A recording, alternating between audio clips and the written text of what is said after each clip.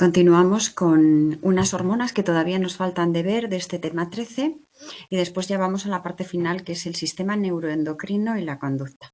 Bueno, vamos a ver estas hormonas de la médula adrenal. Antes habíamos visto los glucocorticoides que salían de la corteza adrenal y que estaban regulados por la hormona ACTH, hormona hipofisaria, adrenocorticotropa.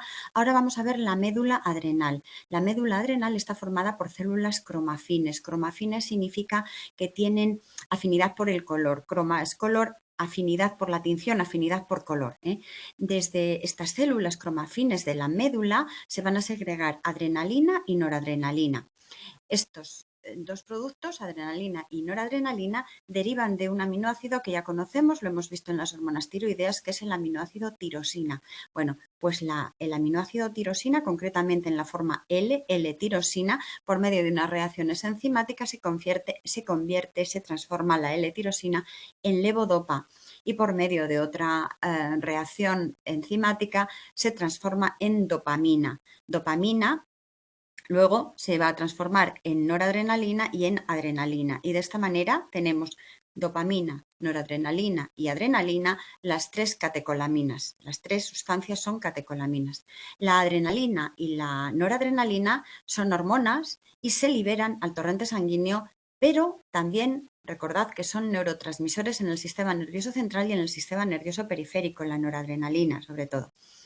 ¿Qué función tienen? Pues estas dos, adrenalina y noradrenalina, la función que tienen es que van a tener un papel muy importante y preponderante para preparar al organismo en los momentos en que se necesita un esfuerzo, en los que se necesita estar alerta y se necesita que todo nuestro organismo y todos nuestros sistemas estén funcionando correctamente para esas situaciones de alerta, esas situaciones como de peligro, por decirlo de alguna forma. Vamos a ver que su función va a afectar a muchos tejidos y que va a influir también en muchas funciones de nuestro organismo. Bueno, la médula adrenal y el sistema nervioso simpático van a formar una unidad funcional que es el sistema simpático adrenal. Las células cromafines son los componentes funcionales de este sistema nervioso autónomo.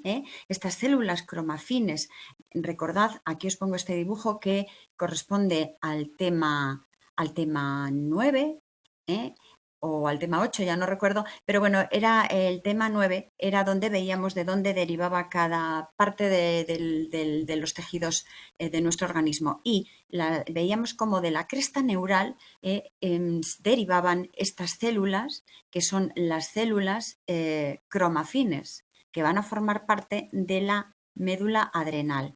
Aquí este dibujo ya lo habíamos visto antes. Bueno, como digo, son células derivadas de la cresta neural y actúan como células postganglionares del sistema nervioso simpático, que va a recibir inervación de las células preganglionares. Aquí tenemos un esquema de este sistema nervioso autónomo. Esto sería la neurona preganglionar, que va el axón mielinizado a llegar aquí a este ganglio autónomo, segrega en la preganglionar acetilcolina, pero luego en esta siguiente, esta sería la posganglionar, el ganglio autónomo, en la posganglionar este axón no está mielinizado y en la unión lo que se segrega es adrenalina. Así funciona este sistema nervioso simpático adrenal. Bueno, cuando un estímulo o un suceso nos pone en tensión, pues se van a producir una serie de señales encefálicas que van a producir este desencadenamiento de la liberación de adrenalina. Esa cantidad de adrenalina va a aumentar a unas cantidades muy excesivas respecto a lo basal, en sangre como hasta 1000 veces sobre lo que tenemos normalmente. Y esa liberación, ese aumento rápido de adrenalina se produce, eso es, rápido, en cuestión de segundos. La noradrenalina se libera en menor cantidad, la adrenalina se libera más rápidamente y en más cantidad. Y estos efectos van a afectar a todo el organismo y, como digo, nos preparan para situaciones de alerta, para hacer un esfuerzo importante. Aquí os pongo unas imágenes en las cuales, bueno, pues son situaciones de lucha, de huida, y vamos a ver que tanto la adrenalina, la noradrenalina y los glucocorticoides que ya hemos visto, pues son las hormonas que se liberan ante estas situaciones de estrés, de lucha, de peligro. van a generar cambios para proporcionar mayor cantidad de sangre a los órganos que la necesitan. Pues ¿cuáles van a ser los órganos que la necesitan? Pues van a necesitarla el corazón porque tiene que bombear mucha sangre, la van a necesitar los músculos porque probablemente haya que huir, echar a correr, la va a necesitar el cerebro porque hay que planificar o saber bien pensar adecuadamente y, como digo, pues van a generar energía para que funcionen correctamente todos esos sistemas, ¿eh? Una vez que pasa ese momento crítico, ese momento de peligro, desaparecen los efectos de estas hormonas y de estos péptidos. Si se mantuviese la situación, lógicamente sería algo muy caótico porque la producción mantenida de adrenalina, de noradrenalina y de glucocorticoides, pues si se mantuviera, desde luego desencadenaría patologías. Ya hemos visto que con los glucocorticoides se produce un aumento del gasto cardíaco. Lógicamente, si ese gasto cardíaco se mantuviera, nuestro corazón no generaría patología, con eso y con muchas otras cosas. Bueno, aquí tenemos los efectos de la adrenalina en esta tabla. Aquí os he puesto yo un poquito lo que producen, ¿eh? Lógicamente producen una glucogenólisis. ¿Por qué? Porque necesitan echar mano de ese almacén de azúcar, que es el glucógeno, rompen el glucógeno para utilizar el azúcar. Aumentan la gluconeogénesis, es decir, como necesitan glucosa, van a formar glucosa, bueno, pues de principios no glucídicos. Ya habíamos visto que de ácidos grasos, de aminoácidos, van a poder formar glucosa. Aumentan la glucólisis, es decir, utilizan toda la glucosa que hay. Aumentan la lipólisis y de esa manera van a utilizar los ácidos grasos. Aumentan la secreción de glucagón. El glucagón es una hormona que se encarga de, cuando realmente hay poca cantidad de glucemia de glucosa en la sangre, actuar ella, echar mano del glucógeno para producir glucosa.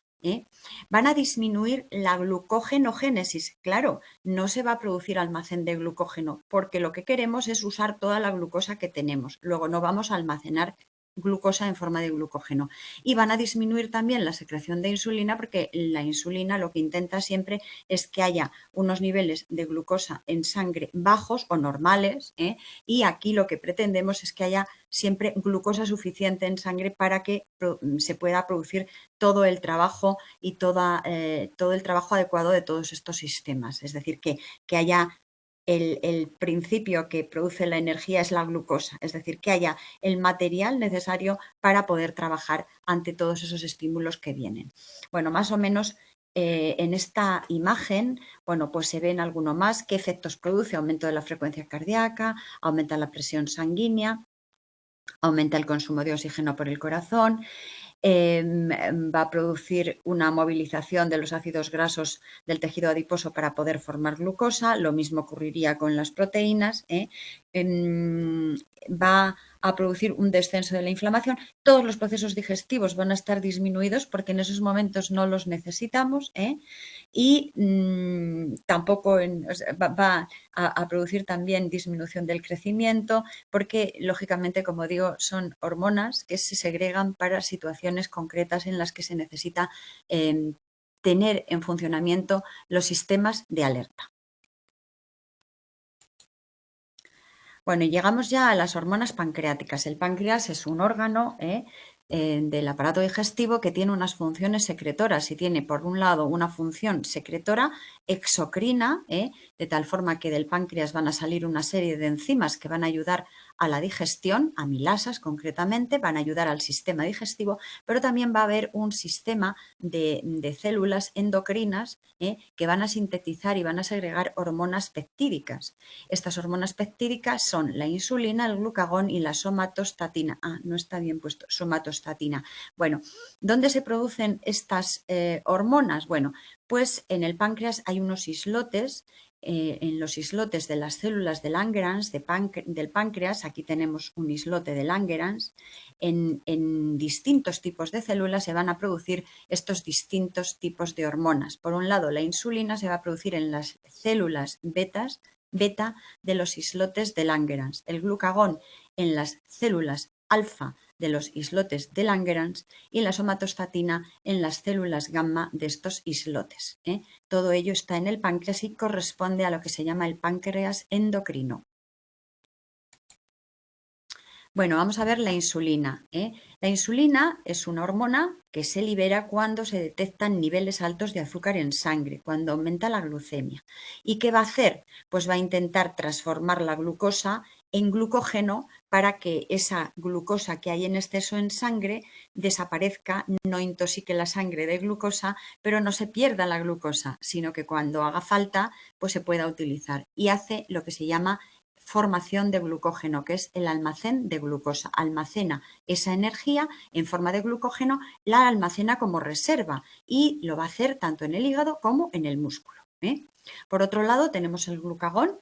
La insulina habíamos dicho que se segrega de las células beta de los islotes de los islotes de Langerhans, células beta, el glucagón de las células alfa, y el glucagón realiza la acción contraria a la insulina, es decir, produce aumento de los niveles de glucosa en sangre. Es la contraria a la insulina. Bueno, como decimos, glucosa e insulina están relacionadas porque cuando hay un exceso de glucosa en sangre, la que va a actuar es la insulina.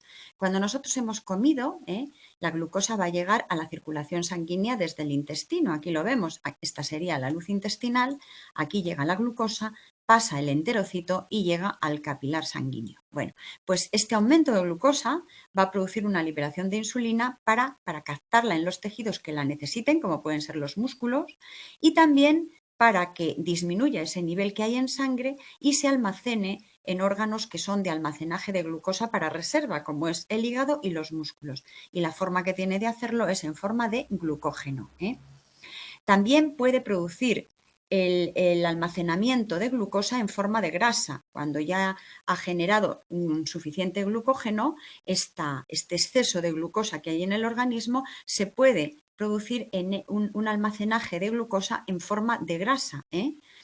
Y de estas formas, la insulina lo que consigue es retornar a los niveles normales la cantidad de glucosa que tiene que haber en la sangre. Una vez que ha conseguido que ya en la sangre esté la glucosa a los niveles normales, es decir, la glucemia sea a la adecuada, la insulina cesa su liberación. Luego el estímulo que hace que se cese la liberación de insulina es conseguir que la glucosa en sangre esté en los niveles adecuados. Por eso decimos que la liberación de insulina se produce por el estímulo de la glucosa en sangre elevada y el cese cuando esos niveles son ya los adecuados. Y este ajuste entre liberación de insulina y niveles de glucosa permite mantener constante la concentración de glucosa en sangre frente a las fluctuaciones que tenemos, sobre todo a la hora de la dieta o incluso también a la hora de hacer ejercicio. Es decir, cuando hacemos ejercicio la glucosa disminuye, cuando comemos la glucosa aumenta. En esos momentos en los que aumenta la glucosa es cuando va a salir la insulina. Y el glucagón, como digo, pues hace lo contrario. El glucagón se segrega de las células alfa de los islotes de Langerhans del páncreas y después de que ha pasado un tiempo de que hemos ingerido los alimentos, pues los niveles de glucosa descienden en sangre y esto produce que se segregue el glucagón. Aquí vemos cómo, bueno, aquí vamos a ver primero el efecto del glucagón. Aquí, después de un rato de haber comido, pues conseguimos que la glucosa baje. Esta glucosa que baje en sangre hace que aparezca el glucagón. Se segrega más cantidad de glucagón y lo que va a hacer el glucagón es degradar el glucógeno, de esa manera tiene azúcar para poder trabajar. Es decir, él estimula la degradación del glucógeno, hace una glucógenolisis, de tal manera que así se consigue regular la cantidad de azúcar que tiene que haber en sangre para que no se produzca una hipoglucemia. En esta parte de aquí, en este dibujo, vemos lo contrario, lo que hace la insulina aquí en azul. Cuando hemos ingerido alimento, la glucosa en sangre aumenta, entonces ahí entra a segregarse la insulina y la insulina lo que hace es intentar retirar esa glucosa en exceso de la sangre y para ello una de las cosas que hace, una de las más importantes, es estimular la formación de glucógeno como almacenaje de glucosa. Entonces, glucagón lo que hace es romper ese glucógeno para que haya glucosa y la insulina lo que hace es formar glucógeno para dejar almacenada glucosa para los momentos en los que sea necesaria.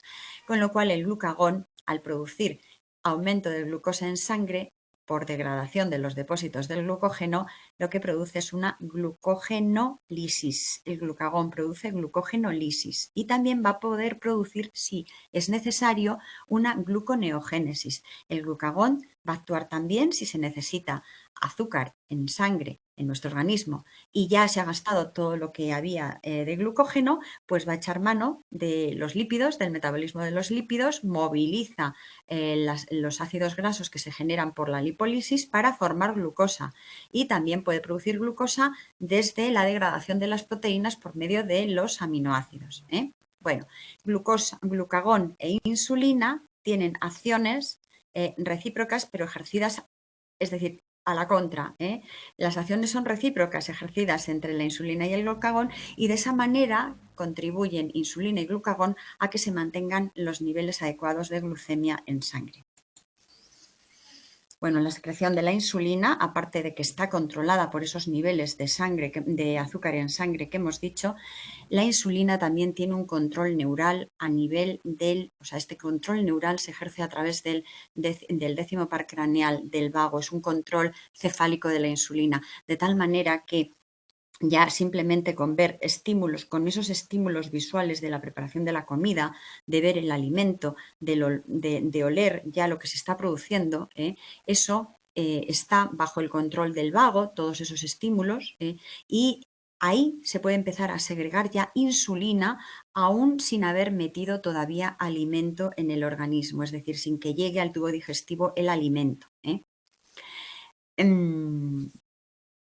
Bueno, hay varias hormonas que aumentan los niveles de glucosa en sangre. Hemos estado viendo que los glucocorticoides lo aumentan, la adrenalina, la noradrenalina, el glucagón también, pero solamente hay una que intenta producir descenso de glucosa en sangre y esa es la insulina. Cuando tenemos una secreción insuficiente de insulina o también cuando la insulina es resistente, es decir, cuando se produce una resistencia a la insulina, pero bueno, nos vamos a centrar en lo que nos dice el libro. Cuando hay una secreción insuficiente de insulina, se genera la diabetes mellitus. Diabetes mellitus. En estos casos no va a entrar glucosa al interior de las células, va a quedar la glucosa en sangre y no puede penetrar al interior de la célula porque la insulina, la forma que tiene de disminuir los niveles de glucosa en sangre es haciendo que la glucosa que va en la sangre penetre al interior celular. Al penetrar la glucosa al interior celular, disminuyen los niveles de glucosa en sangre y eso es lo que hace la insulina, hacer que la glucosa entre al sitio donde tiene que funcionar, que es en el interior de la célula y no en el torrente sanguíneo. Entonces, claro, al faltar la insulina, pues se detecta que en sangre hay mucha cantidad de glucosa y no está haciendo su efecto donde tiene que hacer lo que sería en el interior celular. Entonces, para que realmente nuestro organismo funcione, pues vamos a necesitar de esa insulina que no se produce endógenamente en el páncreas o que si se produce es insuficiente o que hay una resistencia a la insulina por algún motivo. Es decir, siempre que la insulina esté en déficit, concretamente, pues no se va a producir esa llegada adecuada de glucosa al interior de las células y entonces tenemos que aportarla exógenamente. Hoy día hay muchas técnicas de ingeniería genética para tratar estas patologías y últimamente ya pues se está centrando la solución en el uso de células madre de cordón umbilical para poder producir insulinas y tratar estas patologías en las que la insulina no funciona adecuadamente. Bueno, y ya luego por último tenemos la somatostatina. La somatostatina habíamos visto en un principio al iniciar el tema que se segregaba por el hipotálamo porque era una hormona, era un factor inhibidor de la liberación de la hormona del crecimiento. En el hipotálamo había factores estimuladores de la hormona del crecimiento y factor inhibidor de la liberación de la hormona del crecimiento. Pues el factor inhibidor de la liberación era la somatostatina. Y entonces hemos visto que hay somatostatina en el hipotálamo. pero también hay somatostatina en el páncreas y vamos a ver también que hay somatostatina en algunas células intestinales. Nos vamos a centrar ahora en esta somatostatina pancreática y el papel que tiene aquí esta somatostatina en el páncreas parece ser que está relacionado con modular la secreción de insulina y de glucagón, es decir, hacer ahí un papel de modulador entre insulina y glucagón, que son hormonas que trabajan recíprocamente. Bueno, vamos a otra parte que es la glándula pineal o epífisis. Recordad que esta glándula pineal o epífisis estaba en el diencéfalo, concretamente estaba en la parte superior de los colículos superiores, encima de los colículos superiores. Al abrir el encéfalo veíamos colículos superiores y justo encima de los colículos superiores estaba la glándula pineal. Si lo abríamos bien, lo podíamos ver cuando abríamos el cerebelo, cuando despegábamos la zona del cerebelo. Bueno, pues en esta glándula pineal se sintetiza la melatonina. La melatonina se sintetiza en respuesta a la información lumínica o no lumínica que tenga nuestro organismo. Estas células de la glándula pineal están inervadas por el sistema nervioso simpático. Y el control se ejerce el control viene ejercido desde el núcleo supraquiasmático del hipotálamo. Aquí tenemos el hipotálamo, os he marcado aquí el núcleo supraquiasmático del hipotálamo, que va a recibir información de células ganglionares de la retina sobre la intensidad y la duración de la luz. Recordad que en la vía, cuando hablábamos de la vía óptica, os decía que aparte de esa vía que llega hasta la corteza, al llegar a esas zonas del tálamo, una vez que han pasado ahí, había unas conexiones con otras estructuras y entre ellas están estas que llegan aquí a esta zona del núcleo supraquiasmático del hipotálamo. Llega información de esas células ganglionares que habíamos visto y va a informar si es de día, si es de noche, si hay más luz, si hay menos luz. Esa glándula, la glándula pineal, va a transformar esas señales de luz que recibe de la retina, va a transformarlas en un lenguaje comprensible para el organismo mediante la síntesis de melatonina. Entonces, lo que ocurre es que en oscuridad se va a producir aumento de la síntesis de melatonina y con la luz disminuye la síntesis de melatonina. Esta melatonina es muy importante para marcar nuestros ritmos biológicos, es decir, así de esta manera la epífisis o glándula pineal interviene en estos ritmos biológicos con esta secreción en oscuridad de melatonina y con la luz con disminución de la secreción. La melatonina se relaciona mucho con el dormir, con el descanso. Por eso cuando la melatonina, cuando llega la noche, cuando llega la oscuridad, es cuando ella se produce y cuando falta melatonina, a veces hay problemas también con el sueño y con el descanso. Bueno, los núcleos circadianos, como digo, son las variaciones según las horas del día y al inicio del sueño se produce esa cantidad de melatonina en esa fase de oscuridad, actuando sobre el núcleo supraquiasmático del hipotálamo y de esa manera va a controlar ese reloj circadiano de ritmo de vigilia y sueño. Bueno, estos ritmos circadianos son necesarios en muchas especies. ¿Para valorar qué? Pues para valorar la fotoperiodicidad o duración del día y así tener una información y realizar los ajustes estacionales a sus conductas. Las conductas, por ejemplo, migratorias de las aves, las conductas reproductoras están muy ajustadas a esta información que nos da la melatonina, estos ritmos circadianos. En el ser humano, esta variación de la melatonina se objetiva en la maduración sexual. El desarrollo puberal va unido a descenso de melatonina nocturna. Aquí, a partir de aquí, veréis que es importante porque hay muchas preguntas que salen en el examen de todas estas cosas que vamos a empezar a decir ahora. En el desarrollo puberal se produce descenso de melatonina nocturno.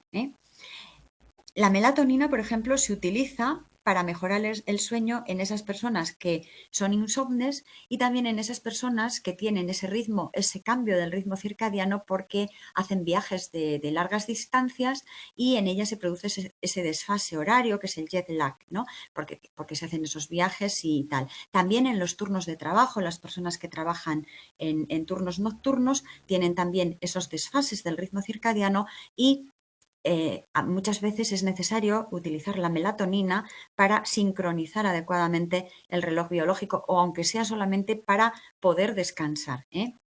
Bueno, con lo cual vemos que tiene un papel también importante esta glándula pineal con esta secreción de melatonina.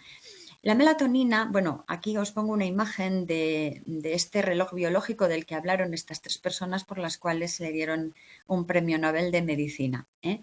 Bueno, la implicación de la melatonina en alteración del comportamiento. Vamos a ver cómo actúa. Ya os digo que aquí tened en cuenta que este tema, Fundamentos de Psicobiología, tiene como fin, como meta, la conducta.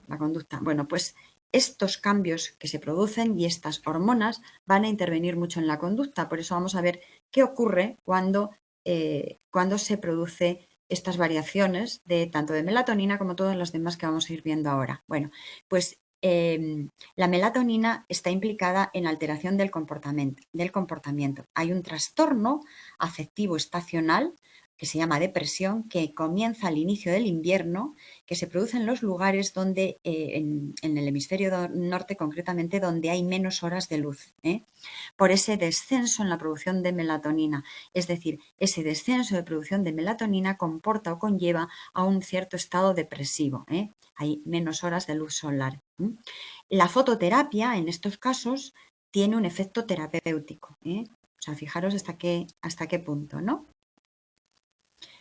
Fijaros en estas cosas porque son preguntas muchas veces que se hacen en los exámenes. Bueno, en cuanto a la regulación de la secreción hormonal de forma general, pues hemos visto que el control se suele hacer por medio de una retroalimentación negativa, un feedback negativo, de tal manera que cuando aumentan los niveles en sangre de una hormona, se va a informar a los mecanismos que regulan esa secreción para que disminuya. Y al contrario, que aumente cuando esos niveles han disminuido. Bueno, esta complejidad de los mecanismos de retroalimentación aumenta en los sistemas hormonales que están regulados por factores liberadores e inhibidores, como es el caso de los ejes hipotálamo hipófiso tiroideo, hipotálamo hipófiso adrenal e hipotálamo hipófiso gonadal. Aquí encima son mucho más complejos. Recordad que ya no solamente cuando hemos visto estas hormonas hemos dicho que no solamente está en función de esos niveles, sino que además en el hipotálamo actuaban una serie de informaciones que llegaban al hipotálamo y que también podían generar ahí un cierto control sobre esos ejes. Bueno, concretamente dice en el eje hipotálamo-hipófisis, fijaros hasta qué punto la misma hormona liberadora, la tenemos aquí en este puntito marcado en negro, la misma hormona liberadora que se encuentra aquí en lo que es la eminencia media, que sería esta zona donde se produce la unión del hipotálamo con el tallo hipofisario, puede ser un factor para disminuir esa liberación. O sea que fijaros hasta qué punto. Bueno, y dice que el sistema nervioso central a través del hipotálamo va a regular la secreción de las hormonas de las glándulas endocrinas. ¿Por qué? Pues porque al hipotálamo, como os he dicho, le llega información de muchos sistemas, le llega información de los niveles de hormonas en sangre, pero le llega también información de muchas estructuras encefálicas, de muchos órganos y de muchas estructuras.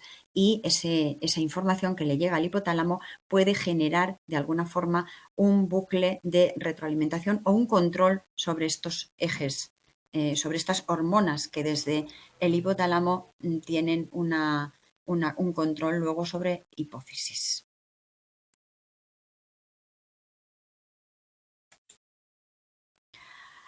Bueno, vamos a ver cómo el sistema neuroendocrino, vamos a esta parte del sistema neuroendocrino y conducta.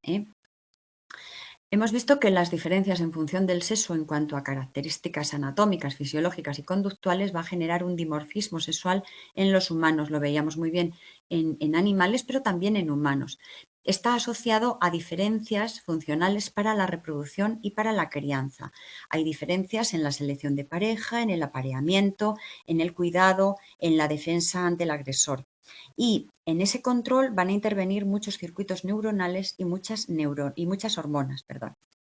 Por ejemplo, vamos a ver, las hembras se van a ver implicadas más en el cuidado parental que los machos.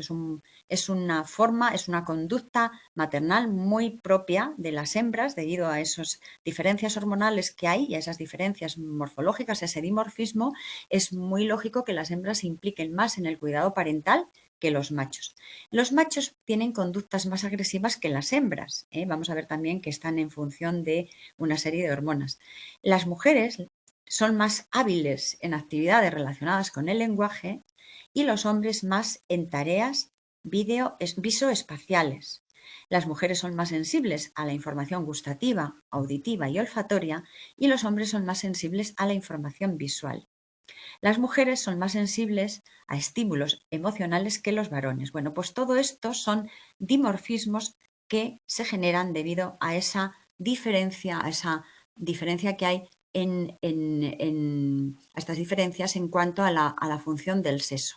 Todas estas diferencias podrían deberse, por un lado, a la exposición a diferentes hormonas gonadales que pueden ser estrógenos o andrógenos en las primeras etapas de la vida. Es decir, todas estas diferencias que vemos que van marcando que hay una conducta de una manera en lo femenino y de otra manera en lo masculino podrían estar relacionadas con esta exposición a hormonas gonadales en las primeras etapas de la vida.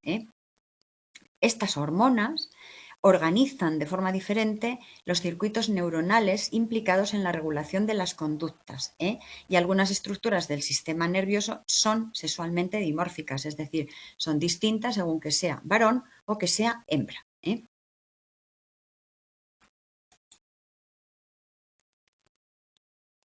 Se ha visto, por ejemplo, en humanos que hay distintos núcleos de hipotálamo, de amígdala y de corteza orbitofrontal que anatómicamente son diferentes.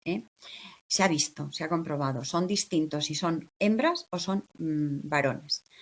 Es difícil valorar en humanos si esas diferencias anatómicas tienen que ver con los distintos comportamientos y conductas, pero a pesar de esa dificultad, a pesar de que se vea esa dificultad en poderlo concretar, sí se sabe, se ha comprobado que hay niñas sometidas a niveles altos de andrógenos en el periodo prenatal, van a participar cuando luego son bebés y son en la edad infantil, van a participar menos en juegos de conducta maternal y va a aumentar en ellas conductas más frecuentes de niños. Aquí tenemos una niña que está arreglando una rueda, que es algo más propio de los niños. Bueno, pues estas conductas sí se pueden dar. Y también se ha visto y se ha comprobado que la falta de efectos de los andrógenos en los niños, por ejemplo, cuando falta el receptor de los andrógenos, recordad el síndrome de Morris, por ejemplo, pueden criarse como niñas y aumentar la identidad femenina.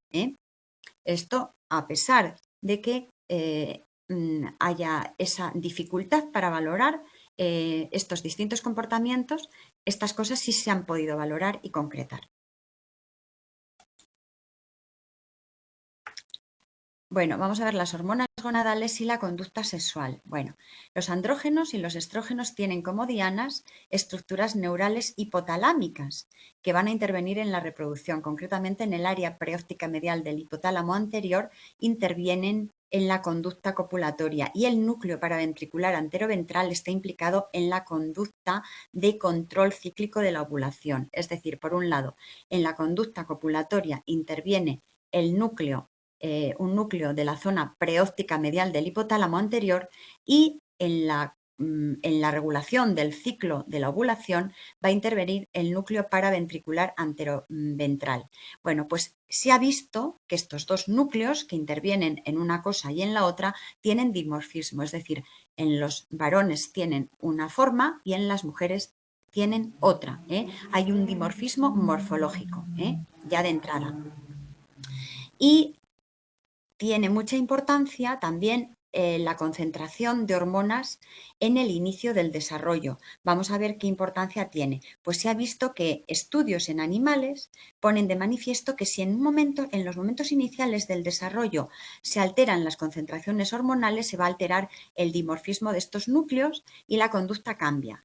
Es decir, si al inicio del desarrollo los niveles de hormonas están alterados o están cambiados o hay mucho nivel de una hormona determinada y menos de la otra, pues se pueden producir alteraciones de estas cosas, de estos dimorfismos que son normales en el varón y en la hembra. Se ha visto, por ejemplo, que las hembras, cuando se exponen en esos periodos de desarrollo a andrógenos, van a masculinizar su conducta, y se ha visto también que muchos machos expuestos a estrógenos en esos periodos iniciales, en el inicio del desarrollo, van a feminizar su conducta. De ahí que tiene importancia la concentración hormonal en el inicio del desarrollo.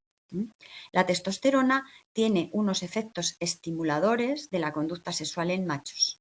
Los estrógenos y la progesterona van a modular la conducta sexual de hembras de cierta especie, pero no son determinantes en la mujer. En la mujer no, pero en ciertos animales sí se ha visto.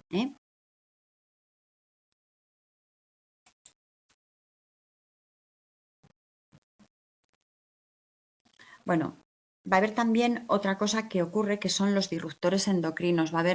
Puede haber sustancias contaminantes que pueden actuar como disruptores endocrinos y pueden modificar el desarrollo y las conductas reproductoras de las especies vivas e incluso afectar a la reproducción humana.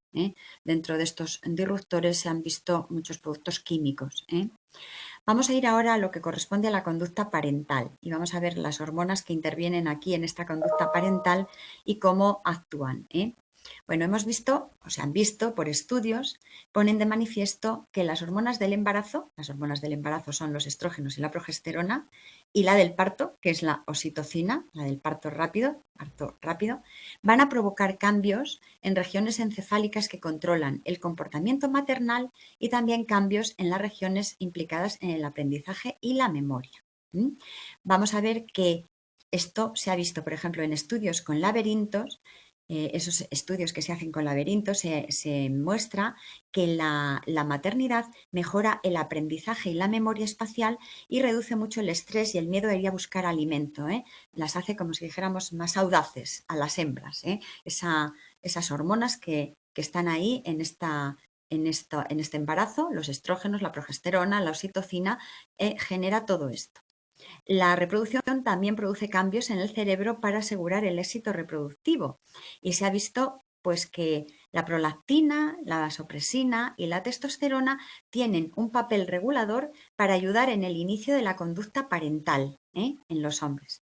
Posteriormente, esa influencia va a disminuir y simplemente va a ser ya la presencia, el ver como tal a la prole, lo que estimula esa conducta parental. En un primer momento van a ser la prolactina, la vasopresina y la testosterona, pero después ya va a ser simplemente el ver a las crías, el ver a la prole, la que va a estimular esa conducta parental.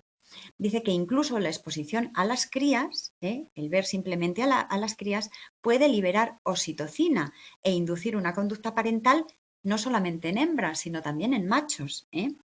Dice, incluso cuidar a las crías por el placer que proporciona.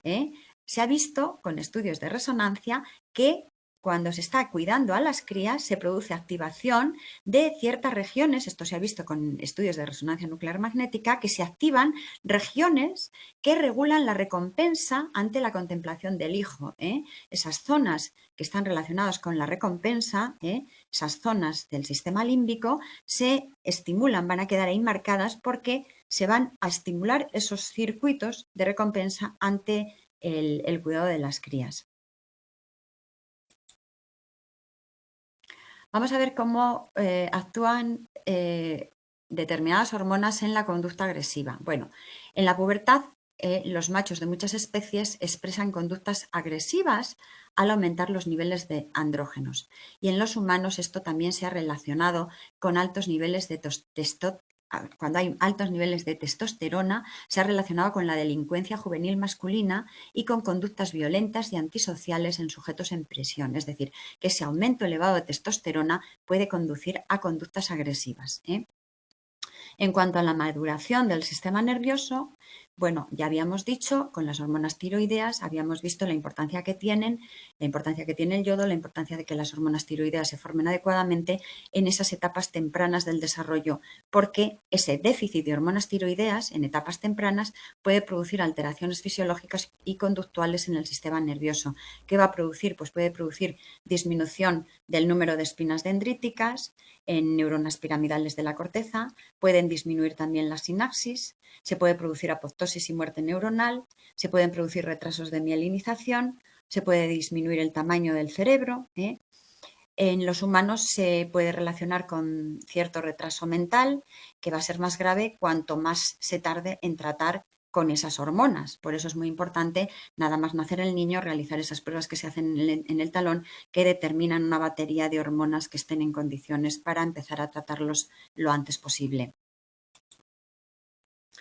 Y vamos a ver cómo actúan las hormonas en los estados de ánimo. Bueno, es muy conocido el síndrome premenstrual. El síndrome premenstrual son cambios en el estado de ánimo y de humor con los cambios del ciclo menstrual. Entonces, se ve que ahí hay una serie de hormonas que sí que interfieren.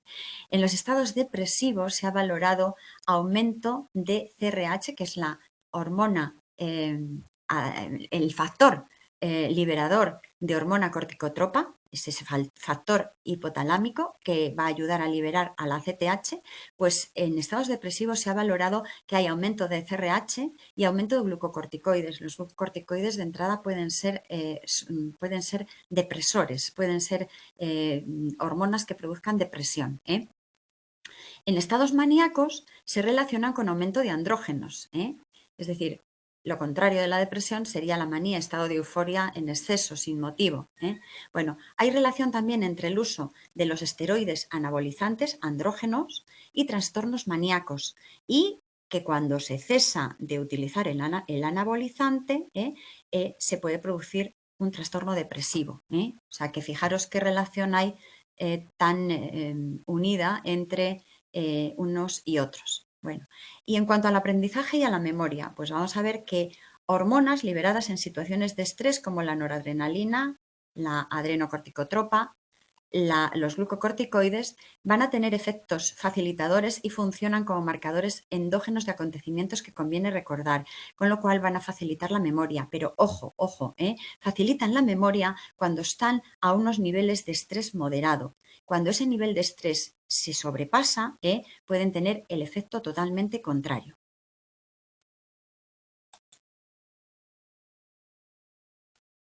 Bueno, y aquí finaliza ya el tema 13.